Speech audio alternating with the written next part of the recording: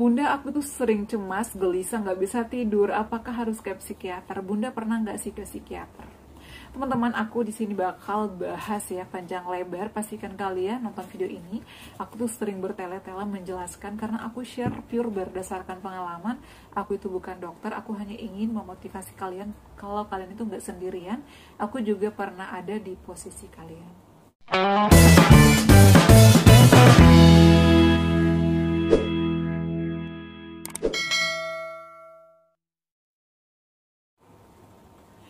Assalamualaikum warahmatullahi wabarakatuh. Halo semuanya, selamat datang kembali di channel aku. Apa kabarnya nih? Semoga semuanya sehat selalu ya.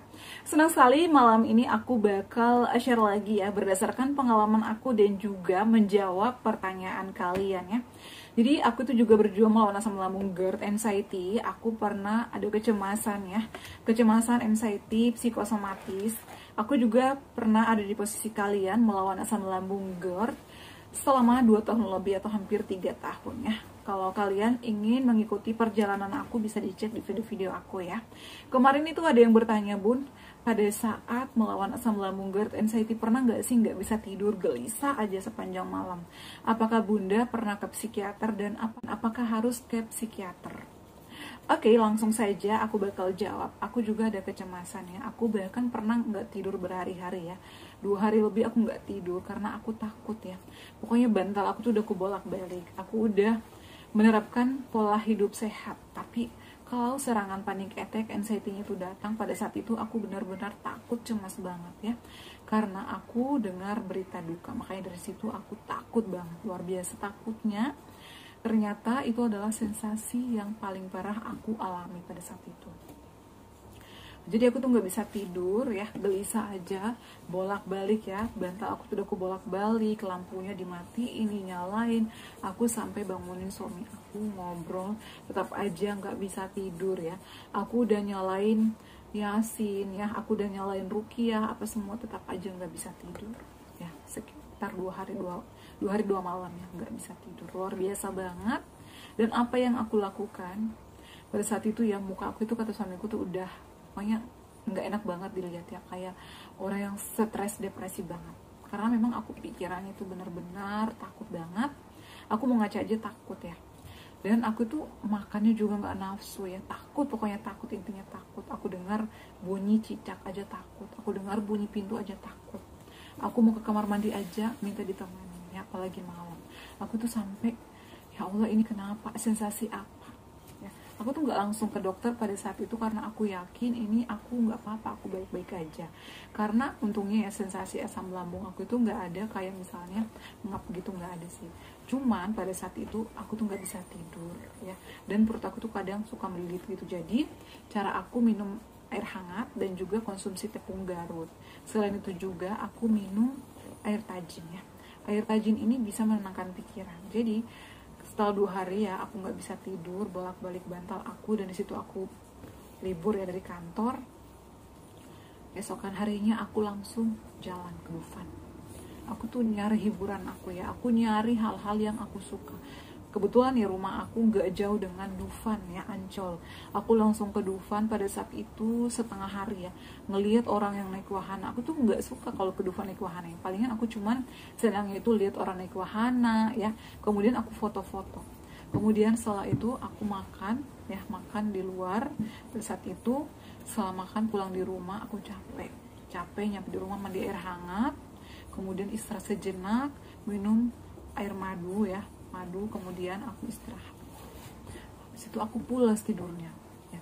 Pulas tidurnya itu di sore hari. Kemudian malamnya aku ruqyah diri aku sendiri, dengerin musik relaksasi. Jadi semalaman itu aku tidurnya itu dari malam sampai pagi aku dengerin ruqyah. Kalau misalnya kalian nggak mampan dengan ruqyah ya, kalau aku sih mampan ya ruqyah, aku putar musik relaksasi. Jadi dari Dufan itu aku langsung tidur ya. Di situ luar biasa banget, capek, langsung lelah, langsung bisa tidur. Malamnya, ya setelah makan malam lagi, aku tuh makan malamnya pada saat itu nasi, kemudian aku minum air tajin ya. Jadi pulas tidur aku. Dan pada saat malam hari aku bangun lagi, aku seduh oatmeal. Jadi sepanjang malam itu makan makan juga porsinya kecil, kemudian aku selonjoran sebentar dengerin ruqyah, lanjut tidur lagi ya. Jadi itu adalah andalan aku. Kalau misalnya nggak bisa tidur nih dengan ruqyah, aku dengerin musik-musik relaksasi. Jadi relaksasi itu berasa aku lagi ada di gunung ya, lagi adem banget. Apalagi kalau misalnya ada suara-suara air, itu di YouTube banyak ya. Jadi aku tuh juga membantu banget ya dengan adanya video-video motivator yang lain di YouTube ya. Kemudian adanya video-video relaksasi itu sangat membantu kita banget ya. Jadi kalian boleh cobain kalau misalnya udah mulai gelisah, takut, lakukan hal-hal yang menyenangkan ya. Biasanya aku juga nonton video-video kesukaan aku kan dulu sering banget buat video waktu kuliah, jadi aku nonton itu jadi memori aku itu mengingatkan hal-hal yang menyenangkan gitu, agar kita nggak terlalu fokus sama hal-hal yang negatif. Jadi kita tuh overthinking ya bawaannya.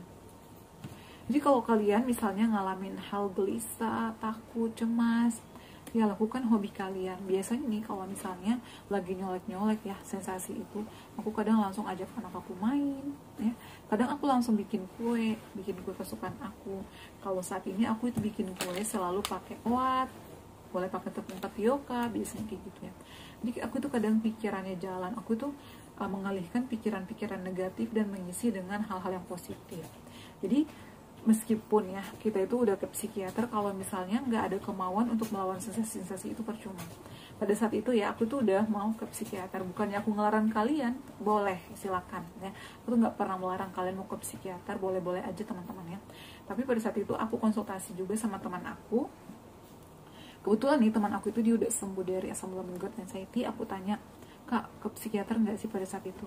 Enggak deh, aku nggak psikiater, karena ternyata itu cocok-cocokan. Ada juga teman aku yang psikolog.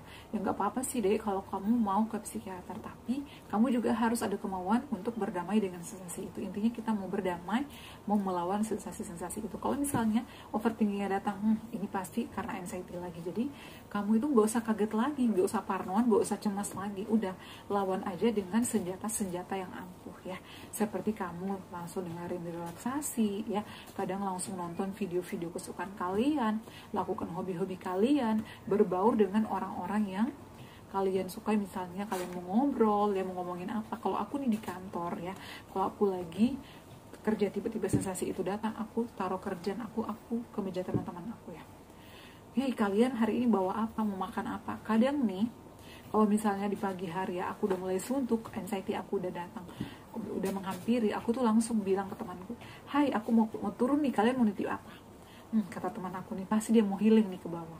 Jadi mereka tuh udah tahu kondisi aku ya, kalau aku tuh ada kecemasan. Jadi kalau misalnya aku udah cemas, aku tuh meskipun lagi kerja di kantor, kadang aku izin bentar ya mau keluar, kadang aku sholat duha ya, kadang aku wudhu, kadang aku mau nyari gorengan di bawah ya, atau mau nyari jajanan di bawah ya gitu. Jadi teman-teman aku itu pada nitip ya, kemudian aku kadang ngobrol sama yang jualan-jualan gitu. Itu menurut aku mengalihkan sensasi-sensasi yang aku alami pada saat itu. Nah setelah nyampe kantor, istirahat sejenak, minum air hangat ya, udah fresh lagi, udah enak lagi, aku lanjut kerja. Aku sih biasa kayak gitu ya. Sama halnya juga di rumah, aku itu nggak boleh menyendiri ya teman-teman. Jadi intinya itu kita harus berdamai dengan sensasi itu dan mau melawan sensasi-sensasi itu. Kalau misalnya ke psikiater boleh banget ya, nanti akan diberikan obat penenang. Karena aku tuh nggak mau ke psikiater karena aku takut ketergantungan, karena kita kan dikasih obat. Ini dokter aku sendiri yang menyarankan ya, dokter yang merawat aku di awal. Kalau aku kasih kamu obat penenang, takutnya kamu ketergantungan, keenakan ya. Kamu nanti bakalan minum obat ini terus biar kamu nyenyak tidur, biar kamu tenang, nggak bisa gitu loh, nggak bisa mikirin hal-hal negatif. Jadi kita tuh akan diberikan obat penenang, dan itu menurut aku kalau kita konsumsi jangka panjang menurut aku bahaya ya. Dan aku tuh nggak mau ketergantungan sama obat-obatan yang penenang itu atau obat-obatan dari psikiater. Makanya aku gimana nih caranya untuk melawannya. Jadi alhamdulillahnya terbantu dengan ruqyah ya, relaksasi dan hal-hal yang menyenangkan. Jadi intinya itu kita harus cari ya, cari. Kalau misalnya kalian udah mentok nih, aku tuh selalu cari motivator asam lambung. Siapa nih yang pernah anxiety, pernah kena anxiety, agar aku bisa lakukan di rumah. Dan alhamdulillah setelah aku terapkan sama diri aku cocok, aku sembuh, aku share juga sama kalian. Jadi ilmu-ilmu yang aku dapat selama ini aku pengen share ke kalian agar juga kalian bisa menerapkan di rumah dan bisa sembuh juga seperti sedia kala. Semoga menjawab pertanyaan kalian. Jadi aku nggak ke psikiater, alhamdulillah.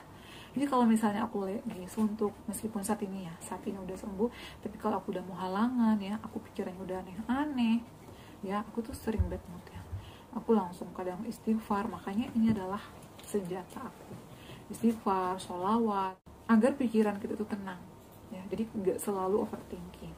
Jadi kalau misalnya kita udah berserah, udah melakukan hal-hal yang menyenangkan, insya Allah kita pasti senang juga, itu sensasi-sensasi bakal hilang.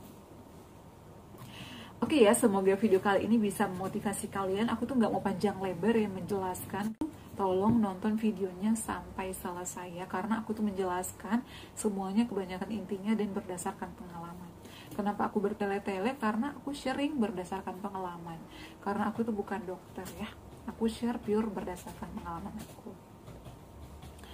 Oke ya teman-teman, semoga share aku kali ini bermanfaat dan bisa memotivasi kalian, juga bisa membantu proses penyembuhan kalian lebih cepat lagi, bisa beraktivitas kembali seperti sedia kala. Dan jangan lupa untuk terus dukung channel aku Arifah dan Bunda dengan cara like, komen, share, dan subscribe. Assalamualaikum warahmatullahi wabarakatuh. Sampai ketemu lagi di video-video aku selanjutnya. Bye.